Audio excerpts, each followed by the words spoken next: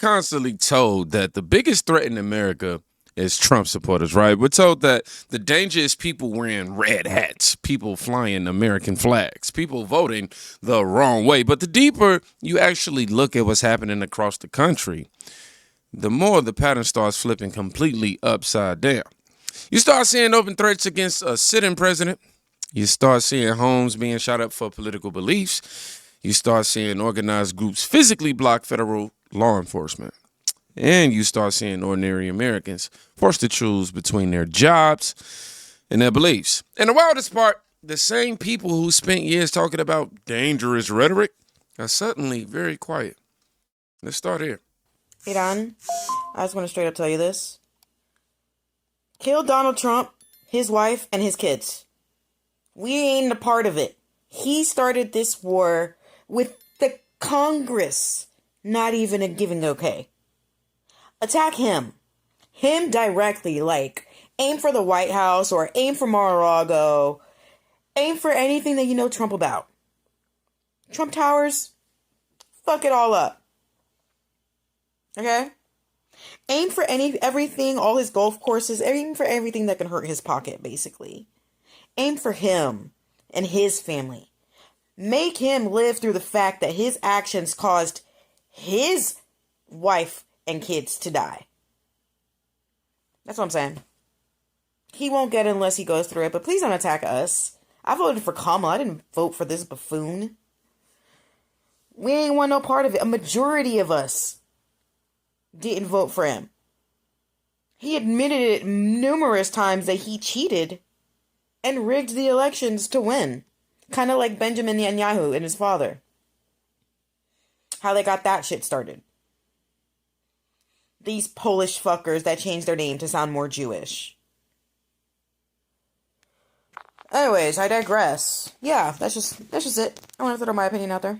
Anyways, deuces. Okay. So this woman goes online, looks directly into the camera, and openly calls for Iran to assassinate President Donald Trump. Not just Trump. She says, his wife and his children as well. She even starts listing locations like the White House and Mar-a-Lago. Now pause for a second because we all know something. If someone on the right made a video saying anything even remotely like that about a Democrat president, you wouldn't just see an investigation. You see wall-to-wall coverage. You see emergency panels. You see every cable news network screaming about domestic extremism. But when it happens like this, it gets brushed off as some random internet rant. Except it's not random. It's not. Because what you're seeing right now is something much deeper than one unhinged person on TikTok. It's the results of years of political messaging that tells people one thing over and over again, which is Trump is not just someone you disagree with. It's Trump is somebody who must be destroyed. When you spend years telling people that someone is literally evil, eventually someone takes that seriously. Which brings us to what happens when that mentality moves from words to, unfortunately, actions. The home in question has pro-Trump signs and a Confederate flag in the window, which was bullet-ridden. And the homeowner tells me this is not the first time this has happened. I heard the pops, like pop, pop, pop, few times. Early Sunday morning, around 3 a.m., neighbors in Ballard woke up to a barrage of gunfire. I'm scared. I was shaking, and I think I'm going to move. Seattle police say no one was injured in the shooting. The homeowner did not want to go on camera, but told Como News she believes she's being targeted because of her political and personal beliefs, as the home had pro-Trump signs and a Confederate flag in the window. She and other neighbors also shared this happened twice before. I'm surprised. I thought one, twice, but third time, that's a little too much. They always damage her window and car. Pride flag stickers were also placed on the homeowner's truck, which was also damaged in the incident. Other neighbors we spoke with weren't surprised to hear which home was shot at. Surprised it happened, but not super surprised that people are upset. And, nobody deserves violence against them, obviously. So far, there have been no arrests, and police continue to investigate this as a possible bias-based incident. Now, think about this. A house gets shot up at 3 a.m, bullets through the windows, property damage. The third time this home has been targeted, and why? The question, why? Because the homeowner had Trump signs in the window. Now, I want you to notice something interesting. The media almost never calls this what it actually is. They couldn't even bring themselves to say political violence. Because if roles were reversed, if someone fired bullets into a house of somebody with Biden signs on it, of a Biden supporter, and they had that in the window, you wouldn't be hearing phrases like possible bias incident. The hell was that? Seriously. You'd be hearing the word terrorism. But this right here shows you the temperature of the moment. When people feel justified attacking someone's home because of political beliefs, that's not disagreement anymore. That's intimidation, and thank God nobody was harmed. And yet somehow we're still supposed to believe that the real danger in America is a red hat.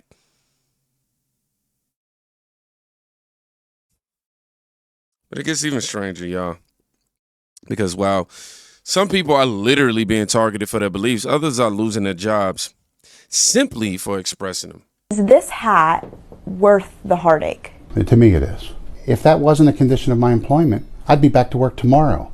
I miss the kids. Those kids and I had a great relationship. But a complaint from one of Mr. Dave's Bus 73 students about his Make America Great Again hat has brought that relationship to a screeching halt. I get a phone call from my boss at Christ Transportation.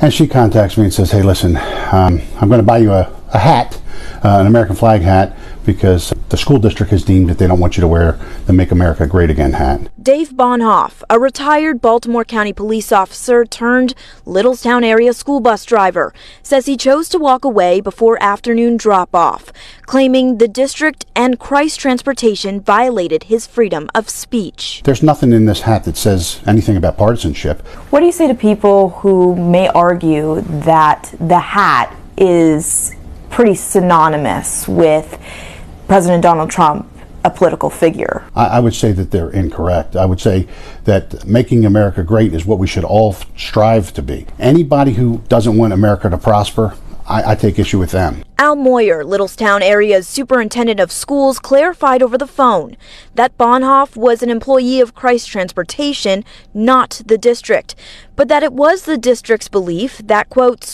I don't even care. No, I wish they would have let them get that quote out before whoever chopped this video ended it right there. So this man is a retired police officer. He's driving a school bus, right? He's doing a job that helps kids get to school safely. And the issue, a hat. A hat that says, Make America Great Again. Now, whether you love Trump or hate Trump, this isn't the point here. The point is, this man was told, remove it or leave. And he chose to walk away from a job that he loved. Because for him, it wasn't just about the hat. It was about the idea that Americans should be allowed to believe what they believe without being forced to hide it. And that's the quiet pressure a lot of people feel in this country right now, if you ask me. Not just disagreement, silence. You can have the belief as long as you don't show it, as long as you don't wear it, and as long as you don't say it, ultimately. But while Americans are being told to stay quiet, others are organizing entire movements designed to physically stop the government from enforcing the law. And that's where this next clip comes in. I came around and kind of tried to assess people's risk levels, and a lot of people here said they were red. So I just want to go around and make sure that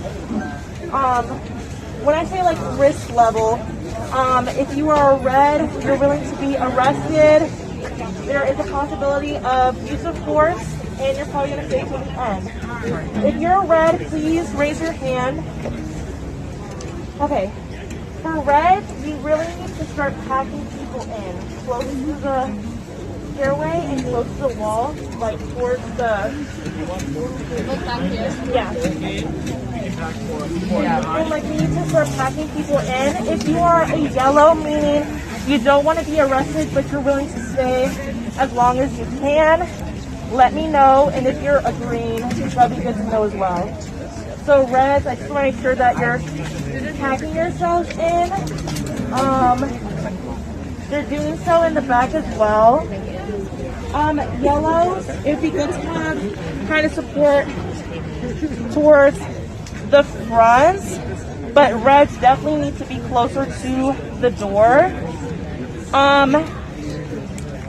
So raise your hand if you're more of a yellow. You do not want to get arrested.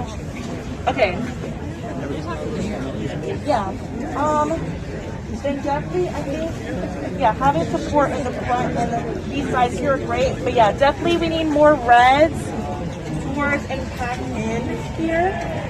I'll go around and try to collect more reds, but we need to fortify this front entrance more. They're really fortified in the back. We want to make sure this is very secure.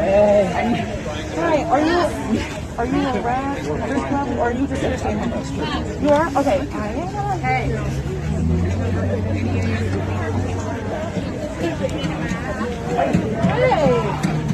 Okay.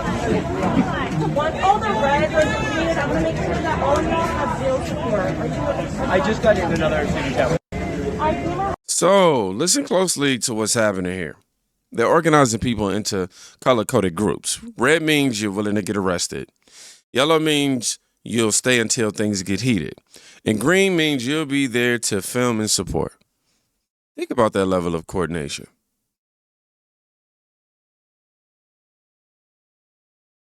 This isn't just a spontaneous protest. This is an organized plan to physically block federal immigration enforcement. ICE. And here's the question that rarely gets asked. It's pretty simple. Excuse me. The question is, why? Why is immigration enforcement treated like something that must be stopped at all costs? Why are people willing to risk arrest to prevent deportations? Well, some people believe that answer isn't about compassion. They believe that it's about politics. And that brings us to this last clip. Because this argument right here is becoming more and more common in national conversation. Do you think it's a coincidence that deportations are happening all across the country, but it's only in Minnesota where we see this level of chaos? Is it also a coincidence that it's the same state, same leadership that has this massive fraud scandal? Why aren't we seeing this type of chaos in other cities and states? Okay, what's the common denominator? It's leadership, right? You see Jacob Fry, you see Tim Walz. They keep going out, and what are they telling their base? Go out there, follow ICE, obstruct, record them, use your bodies, use your cars, whatever you need to do, stop them. Jacob Fry said, get the F out, ICE. So why don't they want immigration enforced there? You have to ask these very pertinent, simple questions. Like, why don't they want ICE there? This is even prior to the situation with Renee Good, right? See, they know that the chaos is going to ensue anytime you direct citizens to go and obstruct federal law enforcement, which, by the way, they're also saying that they're not actually law enforcement. That's another lie they're telling their base, to embolden them to go against these regular guys who aren't quote unquote federal agents, right? Is to cause confusion and embolden, give their base a sense of entitlement. They think they're doing something righteous. And so they go out, they create all this chaos. And then, of course, with this level of chaos, something's going to go wrong, as it did today. And guess what? What are they going to say? See, look, and now Jacob Fry and Tim Walz have instantly gone to their social media to say, okay, President Trump, you see what's happening? We need you to get rid of ICE. We need you to stop the operations and pull out. That's the goal. That's what they wanted all along. Why? Because they don't want ICE deporting their new voter base. They need them. You know why they need them? Take a guess. Why is Jacob Fry dancing around waving a Somali flag and speaking in Somalian, and Minnesota officials are wearing hijabs even though they're Catholic? Why? None of this is coincidence. They need to keep the illegals here. And so they have rallied their base for their own political game. And they're hoping that it'll turn the public so far against ICE that they'll get what they want, which is to have ICE removed so that they can allow the criminality to continue, because allegedly they're implicated and included in that. That's the real tea. Now, whether you agree with everything she says or not, the argument she's making is one that a lot of Americans are starting to talk about openly. And that is, why do certain political leaders fight immigration enforcement so aggressively? Why do we see protests specifically aimed at stopping deportations? Some people believe it's about humanitarian concerns. Others believe something else entirely. They believe immigration has become a political strategy, a strategy tied to power, elections, and demographics. And when you combine that debate with everything we just saw tonight, threats against the president, homes being attacked over political signs, people losing their jobs over their beliefs, organized effort to block federal law enforcement, you start to understand why the political climate in this country feels so tense right now. Because this isn't just about policy anymore. It's about two completely different versions of what America should be. And the distance between those versions is getting wider every single day. But I want to hear from y'all, man. Do y'all think the political temperature in this country is getting more dangerous or no? No. Or do you think that the media simply isn't telling the full story about what's really happening? I already know what side I'm thinking. Let me know what you think. But if you made it to the end of this video, I want you to comment one word. That word is temperature. Yeah. I need to go see my barber today. I need him to paint my lining on my head, man. Get these baby's heads, pulled up. Spray a little bit of Yeah. I need to get my temperature right.